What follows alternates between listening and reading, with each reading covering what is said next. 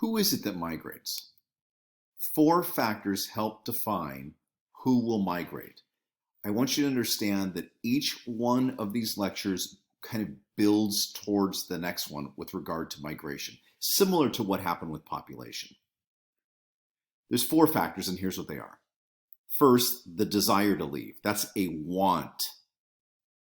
A need to leave. That's a very different thing than a want to leave. The resources to be able to leave, and the health or the ability to leave. Let me give you some characteristics of migrants. Really, we can kind of break them into 3 or 4 different kinds of categories. First, gender. Historically, males migrate first. You might guess that. In the United States, in the 20th century, at least for a large part of the 20th century, as much as 80% of the people immigrating to the United States were male. But in the 1990s, this began to change. Females from the 1990s on have accounted for more than half of all the immigrants coming to the United States. So there's been a kind of titanic shift away from one gender towards another gender in terms of people coming into the United States. Also, age. I mean, look at, if I asked you what would be the age group of people likely to immigrate, I don't think you're going to say people who are 85 years old. Historically, more than half of the people coming to the United States have been between 18 and 44 years old, right in the gun sights of the strength of your abilities as a human being. But recently, this is skewed upwards slightly, with about 75% of immigrants being between 18 and 64. And actually, the median now is above 45 years old. And about 8% of the people who immigrate to the United States, at least right now, are under 18 years old. Also, marital status. Well, what do you think it's going to be? Historically, most migrants are single because they have the ability to do it. They have the least attachment to the place they are coming from. But many of these immigrants then send money back to their home countries and to their families. Here's some other migrant characteristics. Country of origin. Well, in 2019, do you think you can guess? 24% of immigrants coming to the United States are coming from Mexico.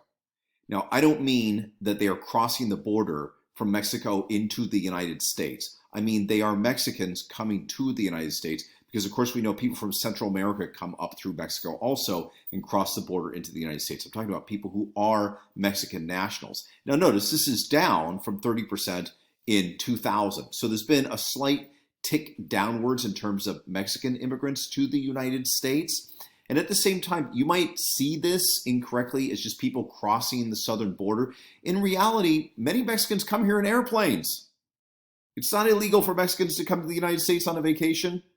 I have friends who are Mexican Americans who have families down in Mexico, and their families, if they don't live close to the border, they don't drive here, they get in a plane and they fly here. Then about 6% each come from India and China. The Philippines accounts for about 5%.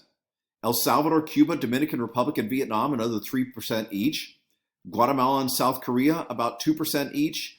And then the rest is spread around, with some unknown number actually coming from Canada. Take a look at this. I love this map. Languages other than English and Spanish. So English and Spanish are the two most commonly spoken languages in the United States. But look at what would be third in all of these countries. And notice how many of these states Chinese would be the third most widely spoken language. It's remarkable. Look at over here, right there, Tagalog in Nevada. It's people working in the gambling industries. Navajo, of course, Vietnamese down in Texas and Oklahoma, even in Nebraska. Look at that. Arabic up here, right there. Arabic in Michigan. French up here in the far northeast of New England. Now, I've been to Vermont. Vermont, Vermont, right? It means Green Mountain. There's even a famous coffee producer there called Green Mountain Coffee. If you're in Burlington, Vermont, you will hear people walking around speaking French because French Canada is just to the north, an hour or so north. Portuguese, a lot of the fishermen who are in Massachusetts are Portuguese immigrants. Then what is this Pennsylvania Dutch? Who's speaking that? Well, that's the Amish who are speaking that. Interesting, huh? Haitian, look at that, down here in Florida. Hmong, these are people from Laos. It's amazing, isn't it? What a country. And now take a look at this. This is educational attainment of US-born adults, that would be in green, and then immigrants over the long haul, and then recently arrived immigrant residents. Okay? The two things I think to notice are on both ends here. Over here on the far left-hand side, less than 9th grade. Look at almost every American adult has an education that goes beyond 9th grade, right? You can even see high school diploma, right? There you go. But notice all immigrants, somewhere between 15 and 20%, and then recently arrived immigrants, about 10%. But then notice over here, bachelor's degree or higher, recently arriving immigrants, 45% of them have a bachelor's degree or higher. What is that from? Probably things like engineering, Silicon Valley, jobs like that they've come in and are utilizing their high-skilled degrees to be able to work in those highly paid, highly skilled industries. Mobility and seasonal migration. Mobility, like migration, describes the movement of people. But this movement may not be permanent. It's kind of like mobility means ability to go from one place to another. Seasonal migration, which may very well go along with mobility, describes the regular movement of people at certain times of the year for employment, education, and recreation. Take a look. These people are picking strawberries. If you live in Southern California, you know that we have a very distinct strawberry season when strawberries come in from our area.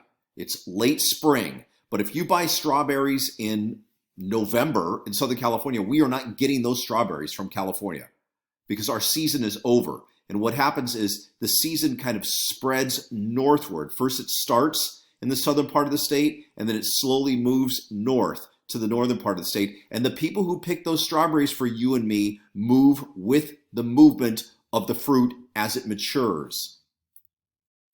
Of course, there are people who go away to college. And when they do that, in the fall, they go and they load themselves into the dorms and their families go with them. And then when summer comes around, they come back home. And, of course, for recreation, people go to beaches, people go to the mountains, people go on vacation, and then they flood into those places. They stay in the hotels, they stay in the apartments, they stay in the Airbnbs, and that brings in this seasonal